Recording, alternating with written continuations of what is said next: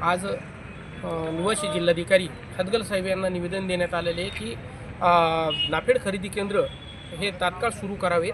मागच्या वर्षी जे खरेदी केंद्रांनी चांगल्या पद्धतीनं खरेदी केलेली आहे अशा सर्व खरेदी केंद्रांना आणि जालना मार्केट समितीमध्ये जे खरेदी केंद्र होते या खरेदी केंद्रांना आपण तात्काळ खरेदीची परवानगी द्यावी.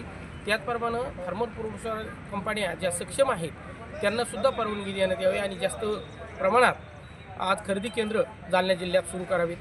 RDC हदगल साहेब यांनी तात्काळ दखल घेऊन DMO जालन्याचे DMO आणि DDR यांना फोनवरून संवाद साधून तात्काळ सूचना केलेल्या आहेत आणि यांच्या जिल्हाधिकाऱ्यामार्फत आपल्याला आज आश्वासन मिळालेले आहे की आपण आंदोलनाचा इशारा दिला होता. मंगळवारी शेतकरी संघटना ही रस्त्यावर उतरेल आणि म्हणून आज RDC यांनी विश्वास दिलेला आहे की शुक्रवारपर्यंत आम्ही जालना जिल्ह्यातले खरेदी केंद्र सुरू करू आणि ज्या काही फार्मर प्रोड्युसर कंपन्या आहे याचा मंत्रालयात प्रस्ताव आहे.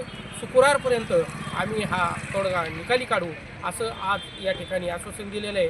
त्याचप्रमाणे जिल्हाधिकारी यांच्याकडून एक सूचना आहे की शेतकऱ्यामध्ये सुद्धा जागृती झाली पाहिजे की हमी भावापेक्षा जर कमी प्रमाणात सोयाबीन जात असेल तरी त्या शेतकऱ्यांनी ते सोयाबीन तोपर्यंत विकू नये. हमी भाव 5,328 रुपये जोपर्यंत शेतकऱ्याला मिळत नाही तोपर्यंत शेतकऱ्यांनी सोयाबीन विकू नये. बेफेगू दर्जाचा माल असल्यास तो कमी दराने विकू नये असं शेतकऱ्यालासुद्धा या ठिकाणी आवाहन करण्यात येत आहे आणि शुक्रवारपर्यंत तोडगा निघणार आहे. नसता आपण मंगळवारी एक मोठं आंदोलन शेतकरी संघटना करणार आहे. त्या आंदोलनात शेतकऱ्यांनी सहभागी व्हावं एवढं या ठिकाणी सांगतो आणि असं आवाहन करतो.